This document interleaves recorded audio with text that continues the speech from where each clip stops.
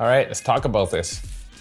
Hello everyone, welcome to another video. My name is Marcel and it's great to see you back here again. If you're new here, make sure you hit that subscribe button for similar content to this one. I create review videos, behind the scenes on some of my shoots, and video editing tutorials. If that's something you'd be interested in, hit that subscribe button. And if you're already subscribed and you came back, thank you again so much for being here again. In today's video, I want to talk about this tiny light. Well, not too tiny, but kind of tiny. This one right here. The Ninja 300 by Weeylite, which is also the same company that makes high quality budget lenses, Viltrox. Thanks Weeylite for sending this along. This video is not sponsored, but they did send me this light to try out and to give it my thoughts. So this light is a very impressive little guy. I'm very impressed by its compact size and the ability to take NPF batteries. And because of that, I think it makes this a very portable light that you can bring along with any of your shoots outside the studio or outside your home. So one of the main features of this light, this is an 80 watt light with daylight color at 5600 Kelvin. It is a very color accurate light with a CRI over 95. You're able to control this light wirelessly via a Bluetooth app. And you also have lighting effects, 12 to be exact. In terms of build quality, this light is actually very solidly built. It's built with aviation aluminum and very high quality plastic. You get one knob on this L-shaped bracket for you to adjust the angle of the light. It's not the U shape unlike other lights, or I believe the Ninja 400 has a U bracket. You can mount this onto any light stand or C stand. Overall, I think the build quality is really impressive compared to other lights that I've used in the past, especially at this price point. In the back, you get your DC 18 volt input. You can use the dimmer to dim the light, 1% all the way to 100.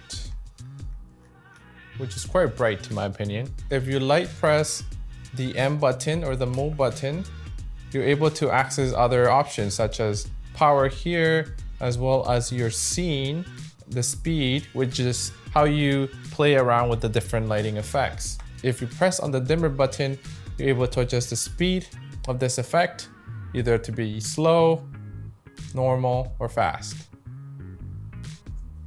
If you keep going, you press it one more time, you're able to change the scene, and this is the lighting effect. So right now this is fireworks. I am not sure what this is. Maybe explosion. It looks like an explosion right there. The next one, light bulb mode. This emulates a fire. So if I go to fast, normal, or fast, it emulates fire. And if you put in an orange gel or something, then you can get that warm tone and simulate that fire. Next one is photo strobes, simulate flashes on a camera. The next one is to simulate a TV, like someone's watching TV. You put it to normal, pretty cool. This next one, which is one of the curves that you can set on the app. Some lighting curves that you can set on the app. This is lightning. If you long press the button, you're able to go into your groups and your channels. And there you can set up which group and channel you want your lights to be at, and that way you can control different lights at the same time. And if you press the mode button here in this mode, you can set up not only the channels, you can insert USB if you want to update the firmware, and you can adjust the fan. You can adjust your fan mode to high, mid, and low.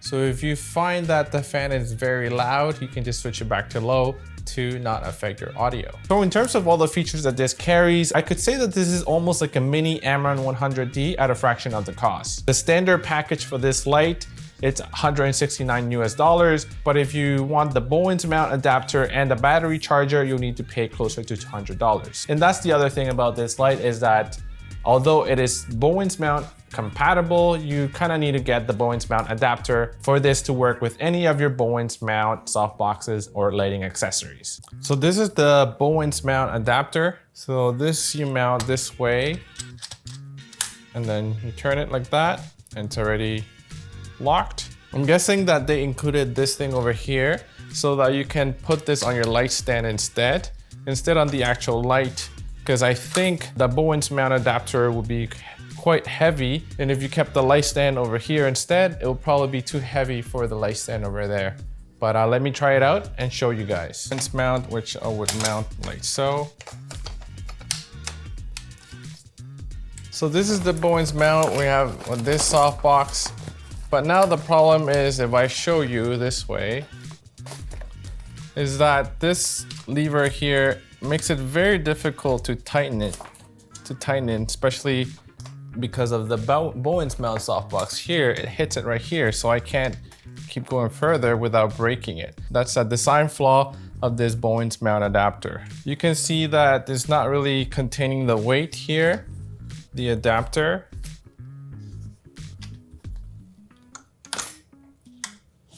So I would not attach a large softbox to this, but I think it should work with smaller softboxes. So just a design flaw, not on the light itself, but on the Bowens mount adapter, which I think is very important because you need to soften your light if you want to use this, right?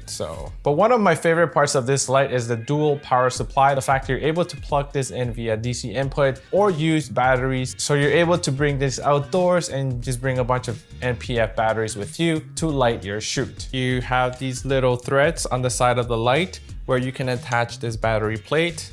And on the battery plate itself, you get a USB Type-C adapter, which you can use to plug in a USB-C connection so you can charge your NPF batteries. Once you have this, you plug in the cable to the back of the light right here as the input for the battery. As soon as I attach my battery, I'm able to see the percentage of battery that I have left on each of these batteries. So I have 100% on this battery, and let's see if that works.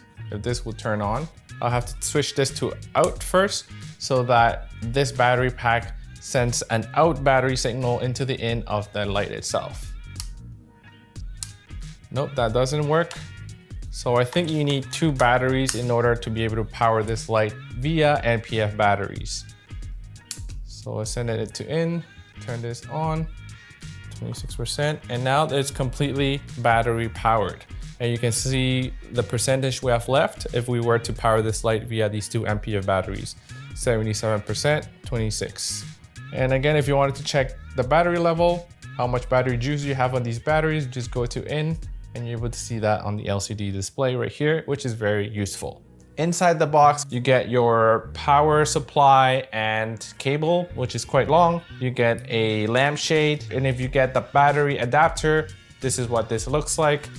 And the Bowens mount adapter, which is extra as well. The quality of the spotlight is actually quite nice. It's very uniform all throughout and overall very pleasant looking. One of the features that Weeylite says about this light is that it has a very low fan noise. When I was using it, I didn't find that noise to be considerably loud. It had to be within a foot or so of the light to really hear it. And if you're using a shotgun mic for your videos, if you're doing interviews, or if you're using a lav mic that is probably more than 2 feet away from your light, I don't think you should have a problem.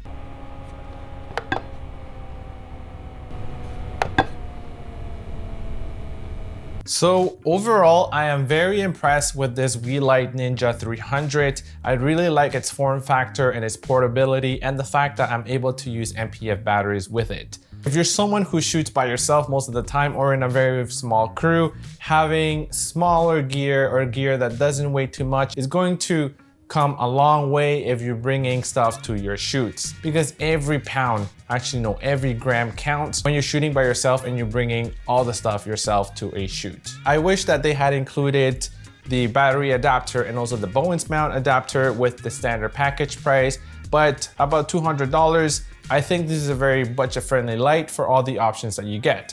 You also even get lighting effects, which can be very useful for different creative needs. So as usual, I'll be leaving links to this light in the description below if you wanted to check it out. So that's it for today's video. If you haven't subscribed, please hit that subscribe button, like it. It really helps to support the channel and I really appreciate you being here. And let me know in the comments below which light you're currently using. I'd love to hear about it. So that's it for today, and I'll see you next time.